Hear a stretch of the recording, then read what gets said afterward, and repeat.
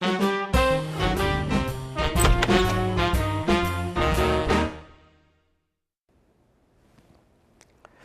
이번 시간은 모의고사 제6회 문제가 되겠습니다. 자, 제6회 문제입니다. 제가 앞전 시간에 얘기한 것처럼 2회하고 4회 문제는 여러분들한테 조금 많은 내용의 정보를 전달하기 위해서 설명을 가급적 많이 하려고 노력을 했습니다. 그런데 자, 이 6회 문제부터는요, 그러니까 6회, 8회, 10회, 12회, 14회 이런 문제입니다. 이 6회 문제부터는 좀 빠른 속도로 중요한 포인트를 체크하는 위주로 해가지고 여러분들하고 같이 문제를 검토하도록 하겠어요. 자, 1번입니다.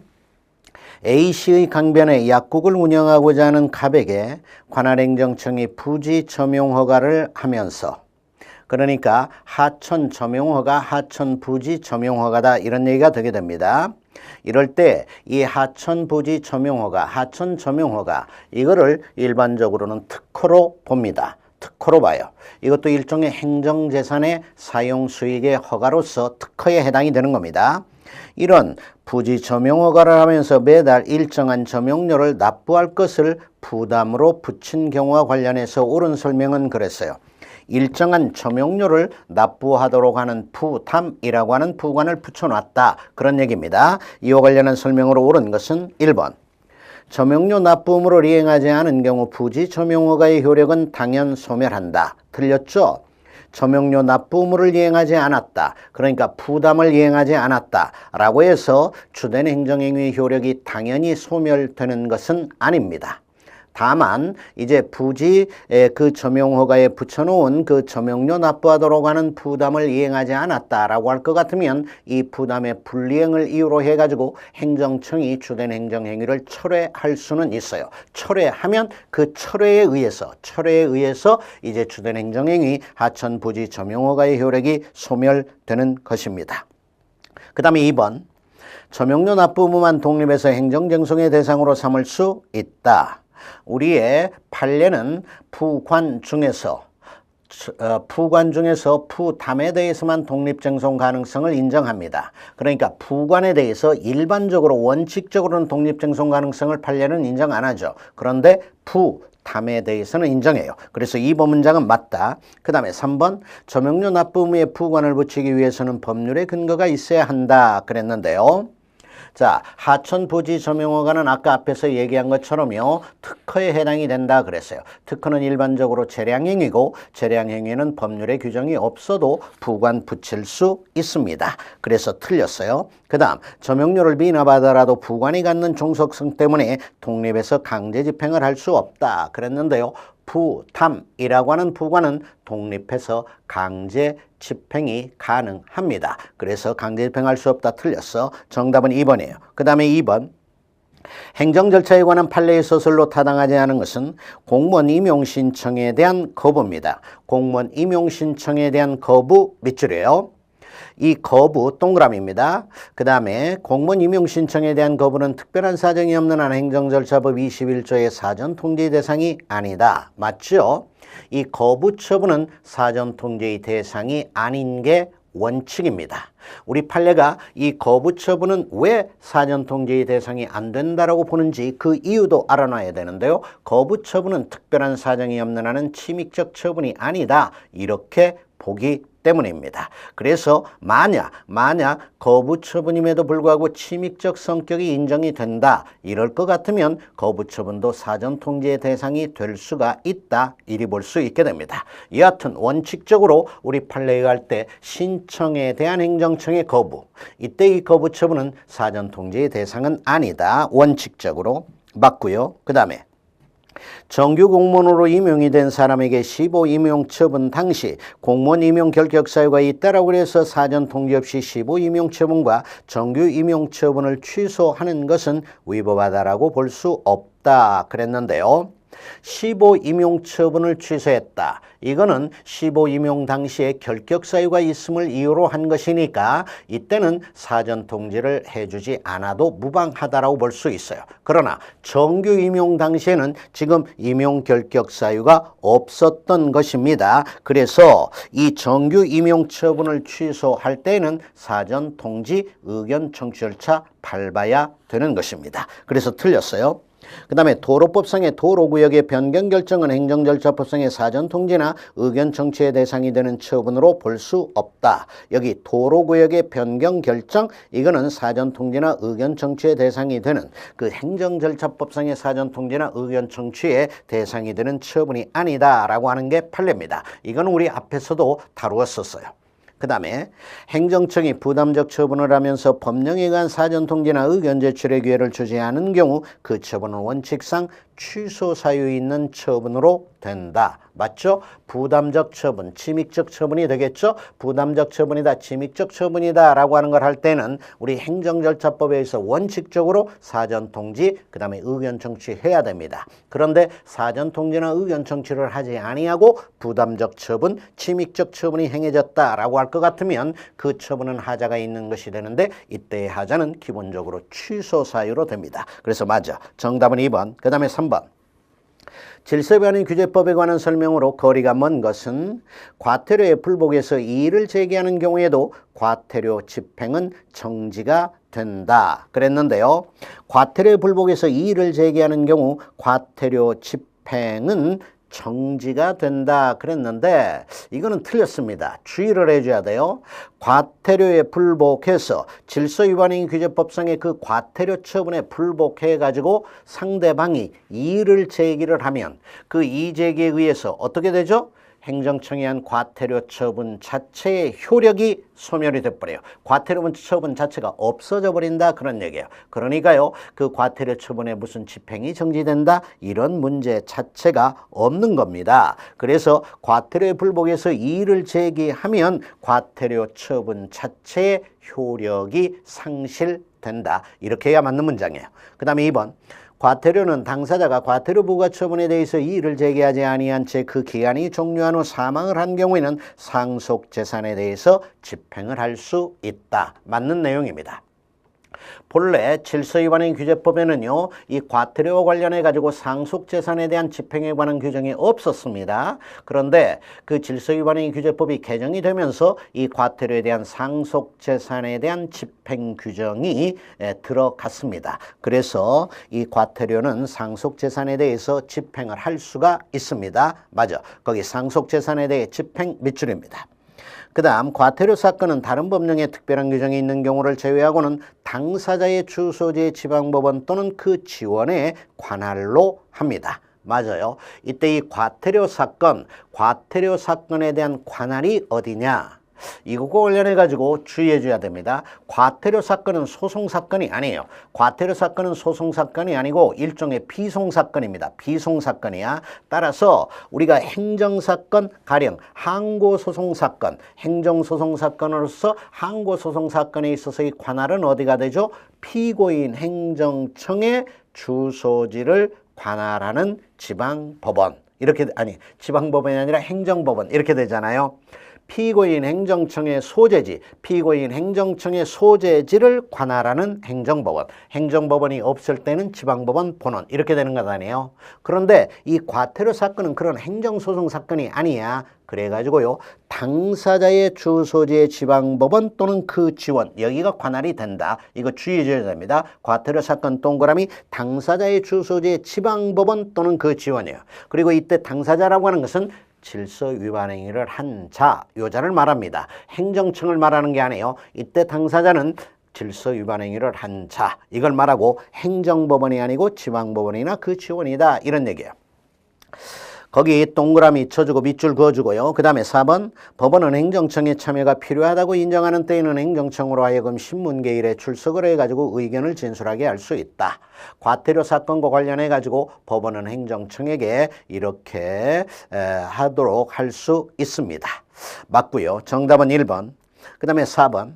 다음 중 법률상 이익으로 소송을 통해 구제가 가능한 경우는 다툼이 있으면 판례를 따르라 이랬어요. 거기 도로의 용도 폐지 처분에 관해서 직접적인 이해관계를 가지는 사람이 그와 같은 이익을 현실적으로 침해당한 경우 그랬습니다. 도로 용도 폐지 처분. 도로 용도 폐지 처분에 대해서 일반적으로 우리 국민이나 주민이 그 도로 용도 폐지 처분을 다툴 수 있는 원고 적격을 갖습니까? 원고 적격이 인정 안 됩니까? 원고 적격 인정이 안 돼요. 일반적으로는 원고 적격이 주민에게 인정이 되지 않습니다. 그러나 그 도로 용도와 관련해 가지고 직접적인 이해관계를 가지는 사람 이자에게는 원고 적격이 인정됩니다. 그래서 바로 이 1번이 이 문제에서 원하는 정답이 되게 돼요. 그래서 도로 용도 폐지 처분에 관해서 직접적인 이해관계를 가지는 사람은 그 이익을 현실적으로 침해당했다. 그럴 때는 도로 용도 폐지를 다툴 법률상 이익이 원고 적격이 인정됩니다. 그 다음에 2번. 주택법상 사용검사 처분에 관해서 입주 예정자들이 그 취소를 구할 이익입니다. 이 사용검사 처분 여기에 대해서 입주 예정자들이 소송을 제기해가지고 다툴 이익은 인정되지 않습니다. 그 다음 하천부지 점용허가의 만료로 점용허가의 효력이 상실이 된 기존 업자가 그 만료일 후에 제3자에 대한 행정청의 하천부지 점용허가 이거의 취소입니다. 이거에 대해서 취소를 구할 법률상 이거는 이미 그 하천부지 점용허가의 효력이 소멸이 되어버렸으니 기존 업자에게는 원고 적격 인정이 되지 않는 것입니다. 그 다음 제3자에 대한 석유 판매 허가 처분으로 말미암아 석유 판매 허가 신청이 반려된 자가 위 제3자에 대한 석유 판매 허가 처분의 취소를 구할 법률상 이것도 인정이 되질 않아요. 그래서요 2, 3, 4번의 경우에는 취소를 구할 법률상 이익 원고 적격이 인정이 되지 않는다. 요 점 염두에 두도록 이 취소를 구할 소의 이익이 인정이 되지 않는다. 그 점 염두에 둡니다. 1번 문장이 정답이 되겠어요. 그 다음 5번입니다. 행정상 법률 관계에 대한 설명으로 바르게 기술되지 못한 것은 다툼이 있으면 판례를 따르라.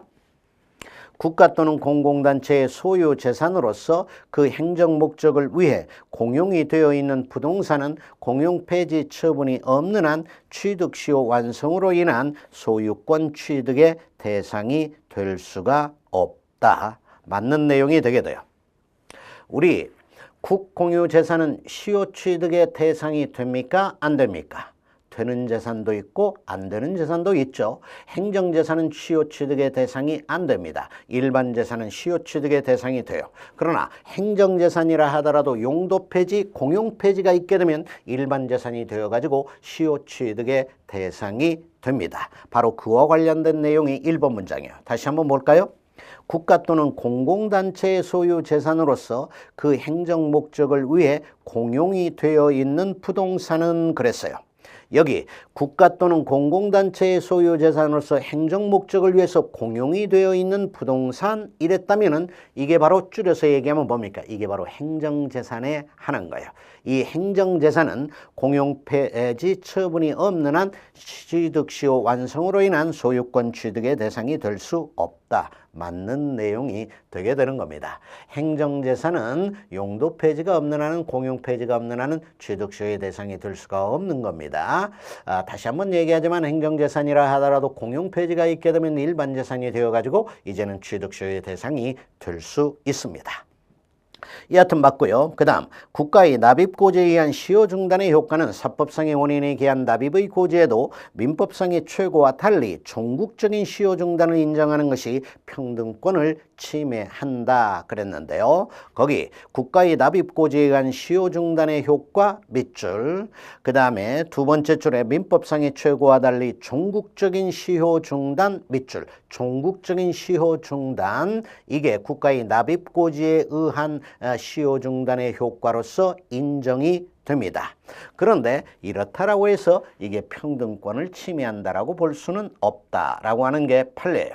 왜냐하니까는 사인 상호 간에 하는 최고하고 여기 국가에서 납입고지를 하는 것 또는 지방자치단체에서 납입고지를 하는 것 이것도 마찬가지거든요. 그런데 자 사인들 사이에서 하는 최고하고 그 다음에 국가나 지자체가 하는 이 납입고지 이거를 비교를 해봤을 때에 이 국가나 지자체에 의한 납입고지에는 최종적이고 종국적인 시효 중단을 인정할 만한 상당한 이유가 인정이 됩니다. 그래가지고 이렇게 종국적인 시효 중단의 효력을 국가의 납입고지에 대해서 인정을 한다라고 하더라도 이거는 평등원칙 위반이 아니다 이렇게 보는 거예요.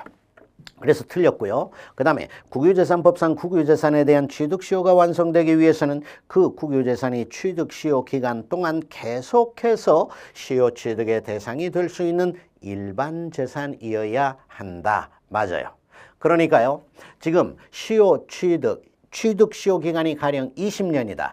취득시효 기간이 20년이다 라고 할 때에 그 20년의 기간이 흘러가는 동안 일반 재산이었다가 행정재산이다 뭐 그랬다가 또 일반 재산이다 이렇게 되게 되면 20년이라고 하는 시효 취득 기간이 완성이 되지를 않게 됩니다. 그래서 그 시효 취득 기간으로서의 취득시효 기간으로서의 20년이라고 하는 기간이 완성이 되기 위해서는 그 20년이라고 하는 기간 동안 시효 취득의 대상이 되는 그 일반 재산이어야 합니다. 계속해서. 그런 얘기예요. 그래서 맞아요. 거기 취득시효 기간 동안 계속해서 시효 취득의 대상이 될 수 있는 일반 재산이어야 한다 밑줄. 그 다음 소멸시효 완성 후에 부과된 부과처분은 납세 의무 없는 자에 대해서 부과처분을 한 것으로서 그와 같은 하자는 중대하고 명백해서 그 처분의 효력은 무효이다. 맞아요. 맨 앞에 소멸시효 완성 후에 부과된 부과처분 밑줄 맨 마지막 무효 동그라미입니다.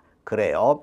소멸시효가 완성이 된 후에 가령 세무서장에 의한 과세처분이 있었다라고 할 것 같으면 그 과세처분에 존재하는 하자는 중대하고 명백한 하자가 되어가지고 무효입니다. 당연 무효가 되게 돼요. 맞아. 정답은 2번이 되겠습니다. 그 다음에 6번. 행정소송과 행정심판의 관계에 관한 설명으로 옳은 것은 취송을 제기하기 위해서는 행정심판을 거쳐야 하는 게 원칙이다. 아니죠. 행정심판을 안 거치고도 소송을 제기할 수 있는 게 원칙이죠. 임의적 행정심판 전치가 원칙입니다.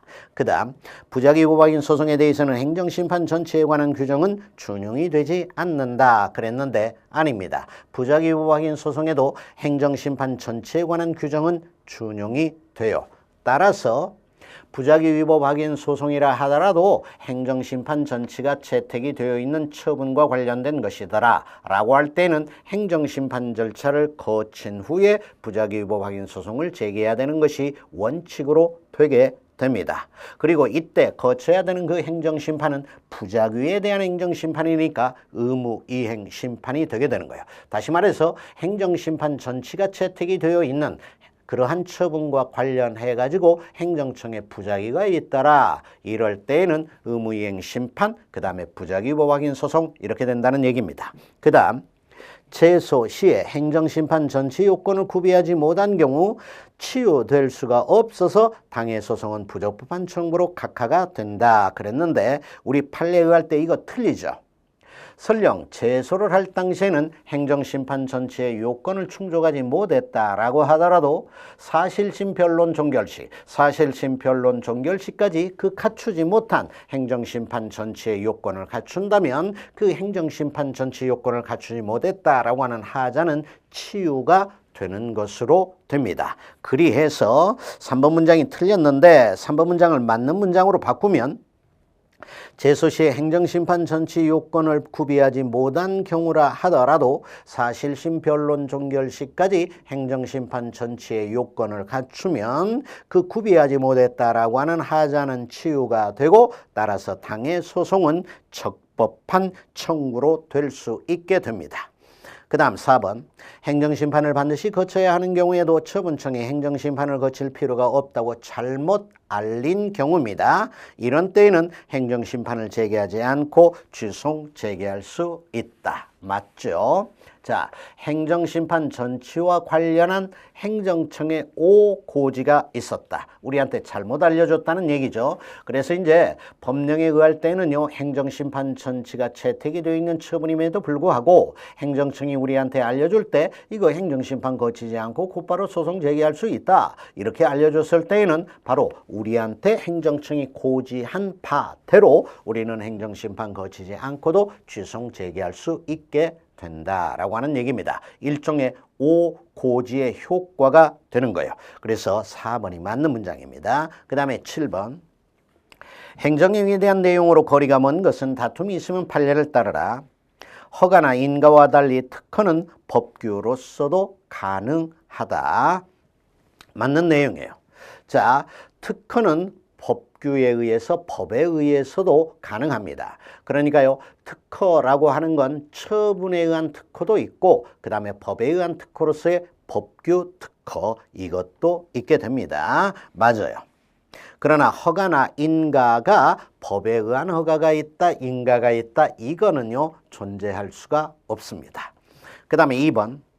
여객자동차 운송사업에서 운송할 여객 등에 관한 업무의 범위나 기간을 한정하는 면허의 사업계획 변경에 대한 인가입니다. 맨 앞에 여객자동차 운송사업 동그라미, 그 다음에 사업계획 변경에 대한 인가 밑줄입니다. 이때 이 사업계획 변경에 대한 인가, 이게 기속행위냐, 그 다음에 재량행위냐라고 하는 것인데요. 우리 판례 이 사업계획에 대한 사업계획 변경에 대한 인가를 행정청이 반드시 해줘야만 되는 건 아니다라고 판단을 했어요. 그렇다면 이 여객자동차 운송사업과 관련한 사업계획 변경에 대한 인가, 여기에 대해서 행정청의 재량을 인정했다라고 하는 얘기입니다. 그래서요, 사업계획 변경에 대한 인가 처분은 기속이다, 기속행위다, 틀린 내용이 되게 됩니다. 재량이 인정된다. 그 다음, 기본행위가 불성립 또는 무효인 경우에는 인가에 대한 쟁송은 허용이 될 수가 없다. 그랬는데요. 기본행위가 불성립 무효인 경우에 그 기본행위에 존재하는 그러한 하자를 이유로 해가지고 인가를 가령 항고쟁송으로 다툰다? 이건 허용이 되지 않습니다. 인가를 행정쟁송, 항고쟁송으로 다툴 수 있기 위해서는 인가 자체에 존재하는 하자를 이유로 해야 돼요.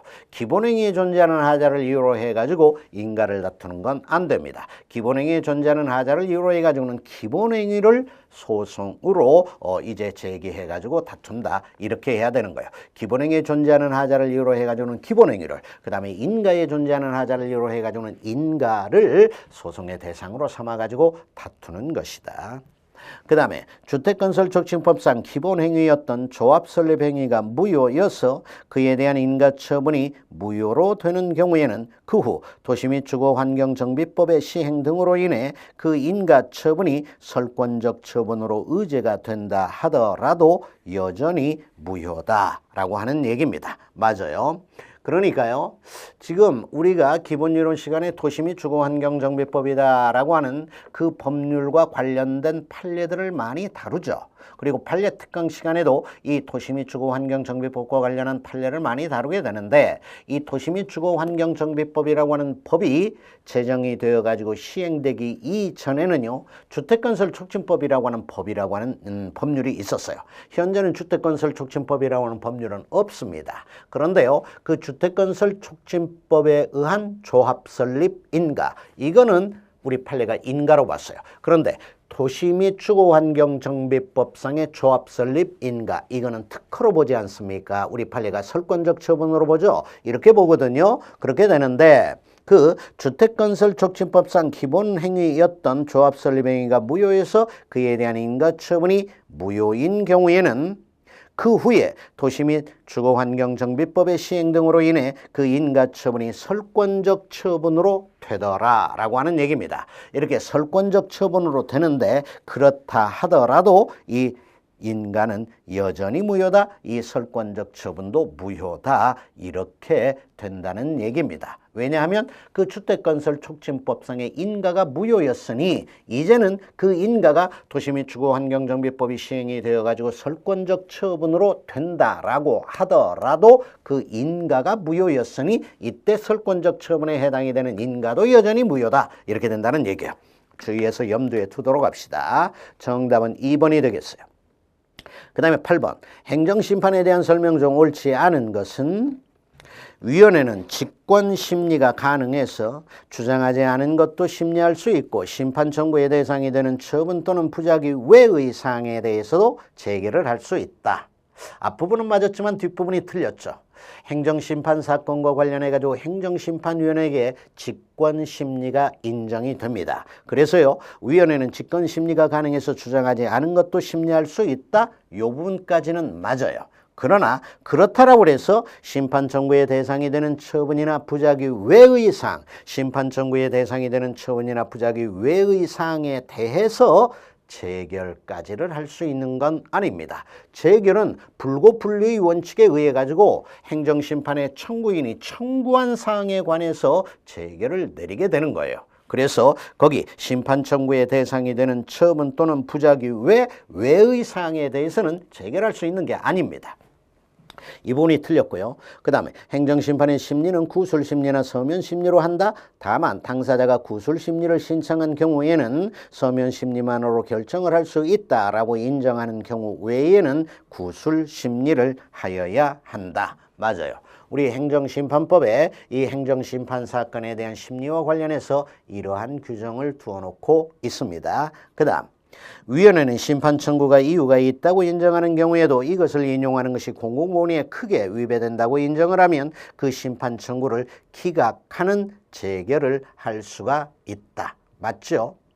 이 3번 문장이 맞는데 이 3번 문장과 관련해 가지고는 특히 마지막 부분에 기각하는 재결, 거기에서 각하하는 재결 이렇게 나오면 이 문장이 틀린 문장이 되게 됩니다. 이 3번 문장은 뭐하고 관련된 내용이죠? 사정재결이에요. 사정재결하고 관련된 내용이거든요. 그래서 사정재결은 기각하는 재결인 거죠. 사정판결, 판결인 경우도 기각하는 판결인 거야. 각하하는 게 아닙니다. 여하튼 3번은 맞고요. 그 다음에 재결은 피청구인 또는 위원회가 심판 청구서를 받은 날로부터 60일 이내에 해야 한다. 다만 부득이한 사정이 있는 경우에는 위원장이 직권으로 30일을 연장할 수 있다. 맞죠? 행정심판 사건에 대해서 행정심판위원회는 언제까지 재결을 해줘야 되느냐? 이게 재결 기간인데요. 그건 60 플러스 30이 됩니다. 원칙적으로 60일 이내 부득이한 사정이 있을 때는 30일의 범위 내에서 재결 기간 연장할 수 있다. 자, 정답은 1번이에요. 그 다음에 9번. 행정입법 부작위에 대한 설명으로 틀린 것은 다툼이 있으면 판례를 따르라. 1번. 특정 다목적 법을 시행하는 시행령, 이 시행령을 주민의 입법 청구에도 불구하고 제정하지 않아 손실보상을 받지 못했다면 항고쟁송을 통한 부작위 위법 확인 소송을 제기해서 행정입법 부작위를 다투어야 한다 그랬는데요. 행정입법 부작위는 부작위 위법 확인 소송이라고 하는 항고 소송의 대상이 되는 부작위입니까? 아닙니까? 아니죠. 부작위 위법 확인 소송의 대상은 부작위인데 그때 부작위는 처분의 부작위를 말하는 거예요. 여기서 말하는 1번 문장에서 말하는 것은 행정입법의 부작위이지 않습니까? 그래서 이때의 이 행정입법 부작위는 이제 항고쟁송인 그 부작위 위법 확인 소송의 대상이 되는 부작위가 아닌 거예요. 그래서 틀렸습니다. 다시 한번 보면 특정 다목적 법을 시행하는 시행령을 주민의 입법 청구에도 불구하고 제정하지 않았다. 우리 쪽에서 그 시행령을 제정해달라라고 하는, 그러니까 주민 쪽에서 시행령을 제정해달라라고 하는 입법 청구가 있었더라. 그런데 안 했더라. 그 경우에도 여전히 이건 행정입법 부작위니까 부작위 위법 확인 소송의 대상이 되는 부작위가 아니다. 이 말인 거예요. 그래서 틀렸고요. 그 다음에 행정입법 부작위가 인정되기 위해서는 행정권에게 입법을 할 의무가 있어야 하고 상당한 기간이 지났음에도 불구하고 명령이 제정이 되거나 개정이 되거나 폐지가 되지 않아야 한다. 맞죠? 그 다음 현행 행정입법 부작위로 인해 손해가 발생한 경우에 과실이 인정이 된다면 국가의 배상 청구가 가능하다. 행정입법 부작위로 인한 그 손해에 대한 국가 배상 청구는 가능할 수 있고요. 그 다음 행정입법권의 불행사로 인해 국민의 기본권이 직접 구체적으로 침해가 되었다면 헌법 소원의 대상이 된다. 맞지요? 그러니까 행정입법 부작위로 발생한 손해에 대해서는 국가 배상이 인정이 될 수 있고 그 다음에 행정입법 부작위는 또한 헌법 소원의 대상이 될 수도 있다. 그런데 행정입법 부작위는 원칙적으로 기본적으로 부작위 부박인 소송의 대상이 되는 부작위는 아니다. 이 말인 겁니다. 정답은 1번. 그 다음에 10번.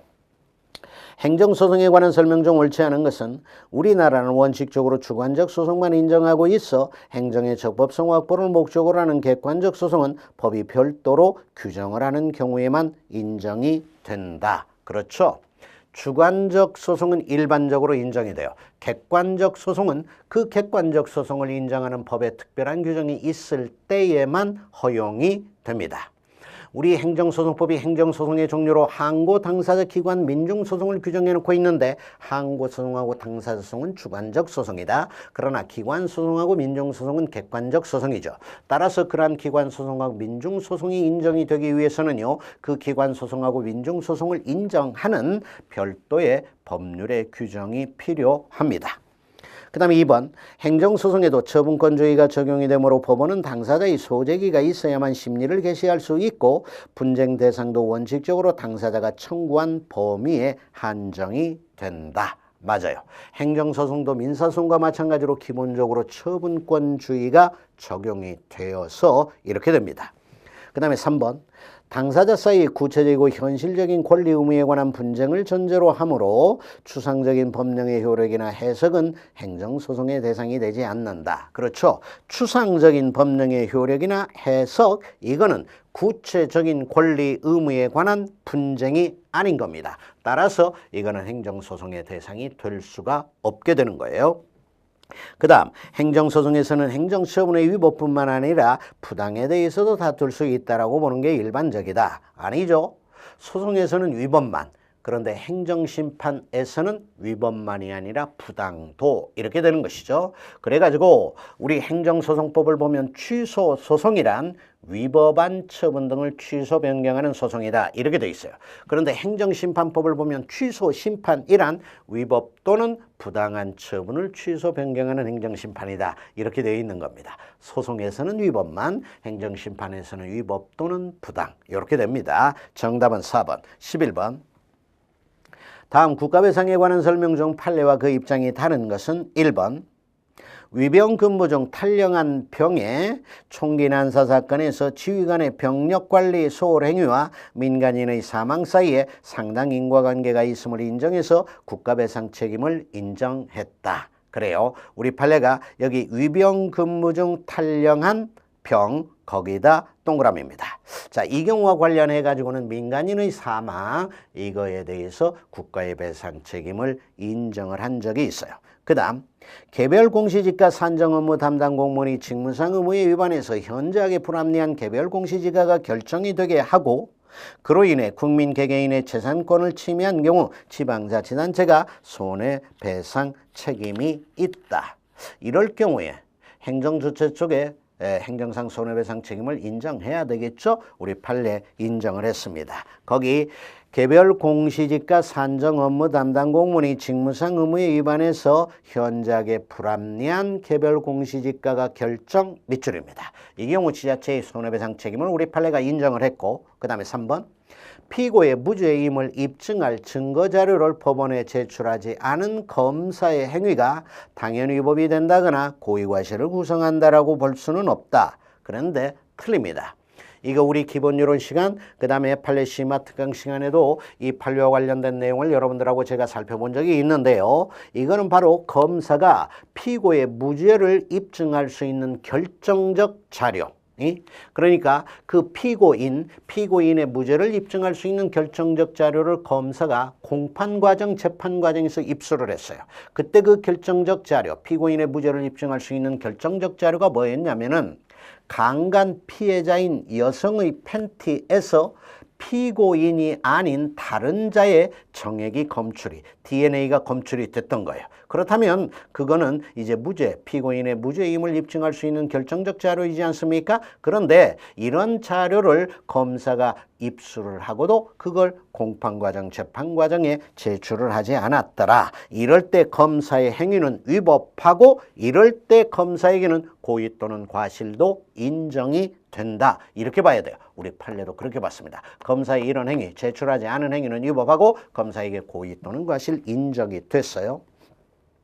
그 다음 어린이가 미니컵 젤리를 먹다가 질식사한 사안에서 식품의약품안전청장 등 관계 공무원이 미니컵 젤리의 기준과 규격 표시 등을 강화하고 그에 필요한 검사 등을 실시하지 아니하였다라고 해서 이러한 식품의약품안전청장 등의 행위를 위법하다라고 볼 수는 없으며 또한 과실이 있다라고 볼 수도 없다. 그래가지고 국가배상 책임을 우리 대법원 인정하지 않았습니다. 그러죠? 이게 미니컵 젤리 사건이 됩니다. 맞아. 정답은 3번.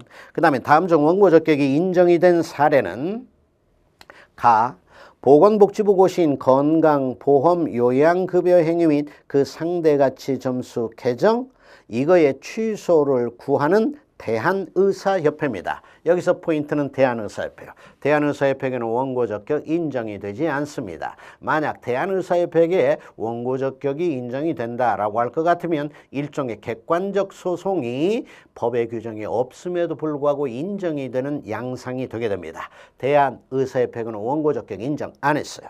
그 다음 조합설립추진위원회 설립승인 처분의 취소를 구한 위원회 구성에 동의를 하지 않은 정비구역 내의 토지 등 소유자입니다. 그래서 이 정비구역 내의 토지 등 소유자에게는요, 그 조합설립추진위원회 설립승인 처분의 취소를 구할 원고 적격 이게 인정이 됩니다. 원고 적격 인정했어요. 그 다음에 약제를 제조 공급하는 제약회사가 보건복지부 고시인 약제급여, 비급여 목록 및 급여 상한 금액표 중 약제의 상한 금액 인하 부분에 대한 소송입니다. 이것과 관련해 가지고 원고 적격이 제약회사에게 인정이 되었어요. 제약회사 동그라미입니다. 그 다음에 장의자동차 영업구역 위반에 따른 과징금 부과처분의 취소 재결에 대한 인근 장의자동차 업자의 취소 소송에서 인근 장의자동차 업자에게 원고 적격 우리 판례 인정 안 했어요. 그래서 원고 적격을 인정을 한 것은 나하고 다만입니다. 정답은 3번이 되겠어요. 그 다음에 13번. 행정대집행에 관한 설명으로 옳지 않은 것은 다툼이 있으면 판례를 따른다. 1번. 대법원은 법률에 시설 설치 금지 의무가 규정이 되어 있음에도 이것을 위반해서 시설을 설치를 한 경우 그러한 금지 규정으로부터 그 위반 결과의 시정을 명하는 원상복구 명령을 할 수 있는 권한이 도출이 되는 것은 아니라고 판시하였다. 맞죠? 이것도 대단히 자주 등장을 하는 내용입니다. 거기 시설 설치 금지 의무가 규정 밑줄, 그 다음에 원상복구 명령을 할 수 있는 권한 밑줄입니다. 그런 시설 설치 금지 규정으로부터 원상복구 명령을 할 수 있는 권한이 행정청에게 당연히 인정이 되게 되는 건 아닙니다. 그래서요, 시설 설치 금지 의무에 위반해 가지고 갑이라고 하는 자가 일정한 시설을 설치했다라고 할 때에 그것을 적발한 행정청이 원상복구 명령을 내리려면은요, 원상복구 명령을 내릴 수 있도록 하는 또 다른 법의 규정이 필요하게 됩니다. 그 다음 상당한 의무이행 기한을 부여하지 않은 계고 처분 후 대집행 영장으로 대집행의 시기를 늦추었더라도 그 계고 처분은 적법 절차에 위반된 것으로서 위법한 처분이 된다. 맞는 내용이죠. 그래서 계고를 행정청이 할 때는 상당한 기간을 정해가지고 계고를 해줘야 되는데 계고를 할 때 상당한 기간을 정해주지 않고 한 다음에 그 대집행영장의 통지 이때 대집행영장의 통지를 하면서 대집행의 시기를 늦추어 주었다라고 해가지고 그 상당한 이행기간을 정하지 않고 행한 계고에 존재하는 하자 이게 치유가 되는 건 아닙니다. 그 다음 공유재산 대부계약의 해지에 따른 원상회복으로 행정대집행의 방법으로 그 지상물을 철거시킬 수 없다 그랬는데 이 지상물 철거시킬 수 있습니다. 공유재산 대부계약, 공유재산 대부계약은 사법상 계약이라고 볼 수 있지만 공유재산 및 물품관리법에서 이 경우와 관련해 가지고 행정대집행을 허용하는 규정을 두어놓고 있어요. 그리해 가지고 이 지상물 행정대집행으로 철거시킬 수 있습니다. 틀렸고요. 그 다음 행정상의 의무 부과 없이 계고나 영장을 통지한 경우 위법하다. 행정상의 의무 부과 없이 계고나 대집행의 영장에 의한 통지, 이거는 행정상 의무 부과 없이 이렇게 했으니 기본적으로 위법이 되게 되는 건 당연합니다. 정답은 3번. 그 다음에 14번. 다음 가로 안에 들어갈 적절한 개념은 다툼이 있으면 판례를 따른다. 공무원연금관리공단이 퇴직연금 중 일부 금액에 대해서 지급 거부의 의사표시를 한 경우 그 의사표시가 항고소송의 대상이 되는 처분은 아니고, 그리고 이 경우 미지급 퇴직연금의 지급을 구하는 소송은 공법상 당사자 소송이 된다. 이거는 우리 앞전 회의 문제에서 다룬 내용이에요. 그죠? 정답은 3번입니다. 그 다음에 15번. 행정행위 시간적 요력에 대한 설명으로 옳지 못한 것은 조세법령 불소급의 원칙은 그 조세법령의 효력 발생 전에 완성이 된 과세요건, 그 조세법령의 효력 발생 전에 완성이 된 과세요건에 대해 당해법령을 적용할 수 없다라고 하는 의미일 뿐 계속된 사실이나 그 이후에 발생한 과세요건 사실에 대한 법령의 적용까지를 제한하는 건 아니다. 그렇죠? 바로 진정소급, 법령의 진정소급은 허용되지 않지만 부진정소급은 가능하다라고 하는 내용하고 관련이 되는 것이 바로 1번 문장이기도 합니다. 그렇죠? 그 다음에 2번, 과징금 부과 처분의 경우 구체적인 부과 기준에 대해 처분 시의 법령이 행위 시의 법령보다 불리하게 개정이 되었고 어느 법령을 적용할 것인지에 대해 특별한 규정이 없다면 행위 시의 법령을 적용해야 된다. 맞죠? 과징금 부과 처분도 일종의 제재적 처분입니다.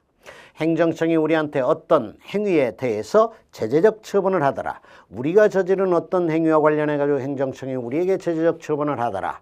그럴 때의 대원칙은 행위시법주의입니다. 행위 당시의 법에 따라야 한다라고 하는 것이에요. 그렇죠? 그래서 맞는 내용. 그 다음 개발부담금의 부과에 있어서 특별한 사정이 없는 한 소급입법 금지의 원칙상 개발사업의 시작 시점의 요건 사실에 따라 당시의 법률을 적용해야 하고 그 후 법률이 개정이 되었다 하더라도 개정된 법률을 적용할 것은 아니다 그랬는데요. 조금 추이해서 살펴봐야 됩니다. 두 번째 줄에 개발사업의 시작 시점의 요건 사실에 따라 그랬는데요. 개발사업의 시작 시점이 아니라 종료 시점이 되게 됩니다. 개발 부담금을 부과한다. 그럴 때는 그 개발 사업이 종료된 시점의 법에 따라 가지고 이제 개발 부담금 부과가 행해져야 된다. 이렇게 우리 대법원이 판단한 적이 있어요. 그래서 두 번째 줄에 개발 사업의 시작 시점이 아니라 종료 시점 이래야 맞습니다. 그 다음 구법을 개폐하는 신법이 제정이 된 경우에도 별도의 명문 규정이 없는 이상은 구법 시행 당시에 발생한 사유에 대해서는 구법이 그대로 적용이 돼야 한다. 당연한 얘기죠. 구법 시행 당시에 발생한 어떤 사유, 그거에 대해서는 당연히 구법이 적용이 돼야 된다라고 하는 얘기가 됩니다. 너무나 당연한 얘기가 되죠. 행위시법주의, 행위시법주의를 표현하고 있는 문장이다. 이렇게 해석할 수도 있어요. 정답은 3번. 그 다음에 16번. 헌법 23조 3항은 재산의 수용 사용 제한 시 법률로서 하되 정당한 보상을 지급해야 된다라고 규정하고 있다. 이때 정당한 보상이란 어느 정도를 말하는지가 문제가 되는데 이거와 관련한 설명으로 옳은 것은 다툼이 있으면 판례를 따르라. 1번. 수용에 따른 손실보상액 산정의 경우 헌법 23조 3항에 따른 정당한 보상이란 원칙적으로 피수용재산의 객관적인 재산 가치를 완전하게 보상해야 함을 말한다. 맞는 내용이죠. 우리 헌법 23조 3항에서 정당한 보상을 하도록 하는 규정을 두어놓고 있는데 헌법 23조 3항이 말하는 정당한 보상은 뭐죠? 완전보상설, 상당보상설이 있는데 우리의 통설 판례는 완전보상설이고, 그때 그 완전보상이라고 하는 것은 수용이 되는 재산의 객관적인 재산 가치를 남김없이 빠짐없이 완전하게 보상해야 된다라고 하는 걸 의미합니다. 자, 그래서 1번은 맞고요. 그 다음 2번, 체육시설업의 영업주체가 영업시설의 양도나 임대 등에 의해 변경이 되었으나 그에 관한 신고를 하지 않은 채 영업을 하던 중에 공익사업으로 영업을 폐지 또는 휴업하게 된 경우 그 임차인 등의 영업은 보상 대상에서 제외되는 위법한 영업에 해당이 된다. 그 임차인 등의 영업이 보상 대상에서 제외되는 위법한 영업에 해당이 된다 그랬는데요. 이럴 때에 임차인 등의 영업은 보상 대상이 됩니다. 그래가지고요, 이때 임차인 등의 영업은 보상 대상에서 제외된다 이렇게 했는데 틀려요. 그 다음, 토지 수용으로 인한 손실보상액을 산정함에 있어서 당해 공공사업으로 인한 개발이익과 당해 사업과 관계가 없는 다른 사업의 시행으로 인한 개발이익은 배제를 하여 공시기준일로부터 재결 시까지 시점 보상을 인근 토지의 가격 변동률과 도매물가 상승률 등에 의하도록 한다 그랬는데요.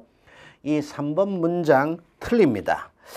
틀리는 게 어디가 틀렸냐면요, 당해 공공사업으로 인한 개발이익은 배제가 되죠. 그러나 당해 사업과 관계가 없는 다른 사업의 시행으로 인한 개발이익은 배제가 되는 게 아닙니다. 그래서 틀렸어요.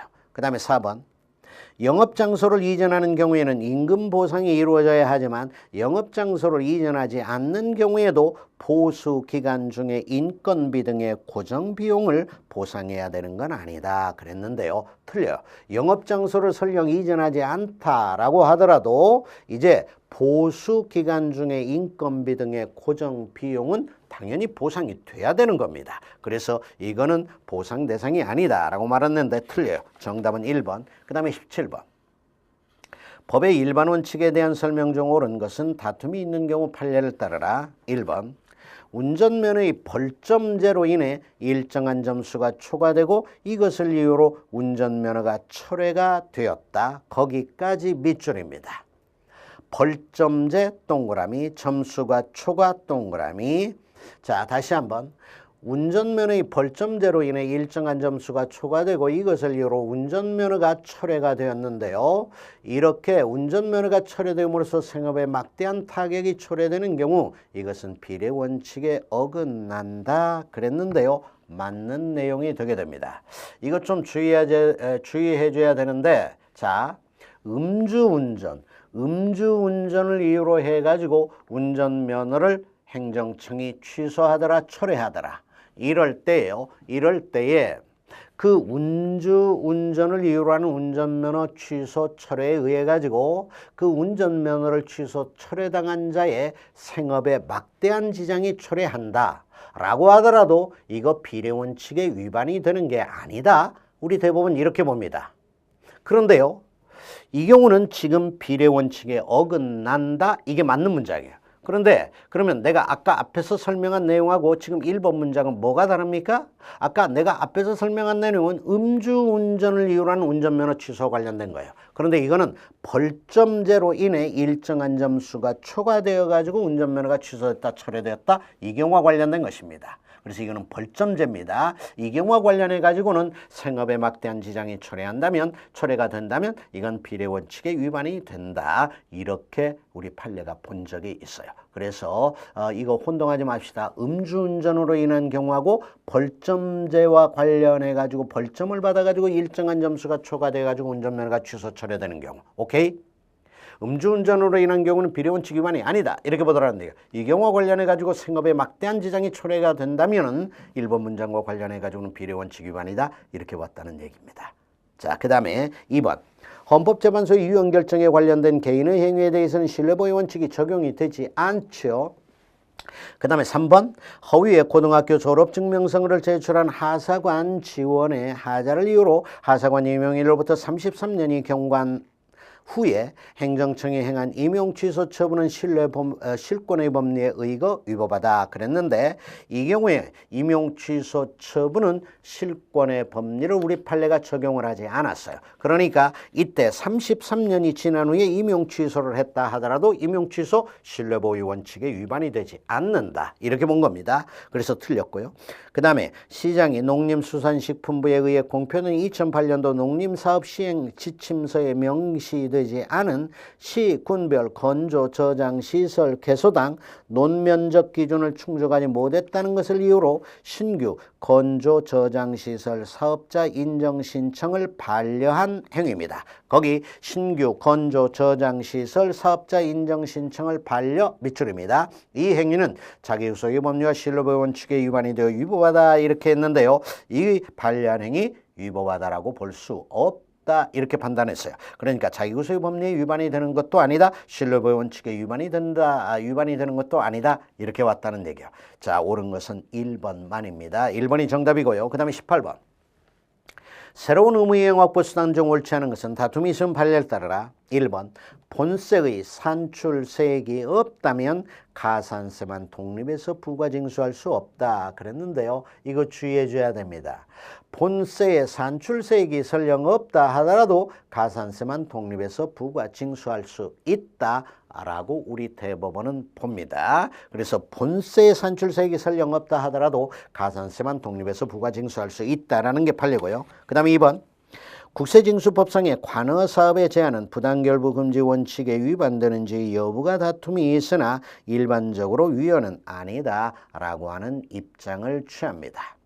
부당결부금지 원칙에 특히 국세기본법상의 국세징수법상의 관어사업의 제한이 위반이 되느냐라고 하는 문제가 있는데요. 위반이 되지 않는다라고 보는 게 일반적입니다. 그래서 위헌은 아니다, 이렇게 보고요. 그 다음에 한국전력공사의 전기공급 적법 여부의 조회에 대한 관할구청장의 회신입니다. 이때 관할구청장의 회신은 행정소송의 대상이 되는 처분은 아닙니다. 이 관할구청장의 회신 자체에 의해 가지고 전기 공급을 못 받게 된다, 이거는 아니기 때문에요.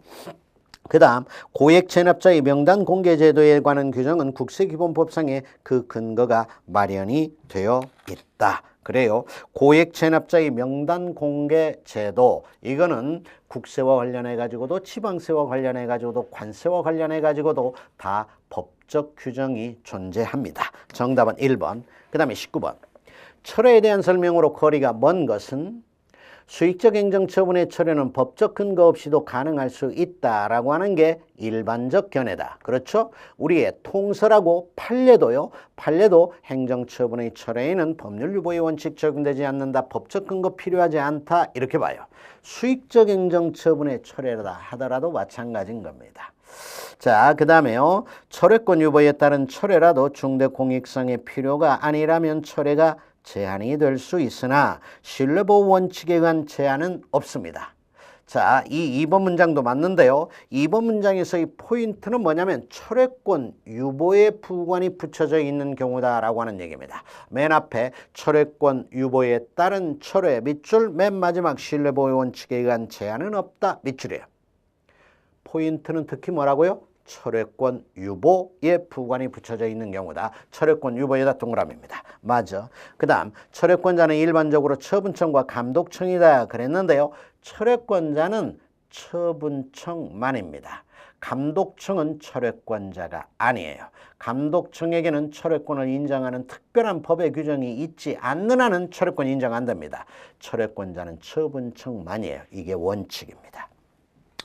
그 다음 4번 철회는 성립 당시의 위법이나 부당의 하자와는 무관하다. 성립 당시의 위법이나 부당의 하자, 성립 당시의 것은 철회의 문제가 아니고 취소의 문제로 가는 것이죠. 그래서 맞아. 정답은 3번입니다. 그 다음에 20번. 다음 중 판례의 내용과 일치하는 것은 각군 참모총장이 군인 명예수당 지급 대상자 결정 절차에서 국방부 장관에게 수당 지급 대상자를 추천하거나 신청자 중 일부를 추천하지 않은 행위, 이게 항고소송의 대상이 되는 처분이다 그랬는데요.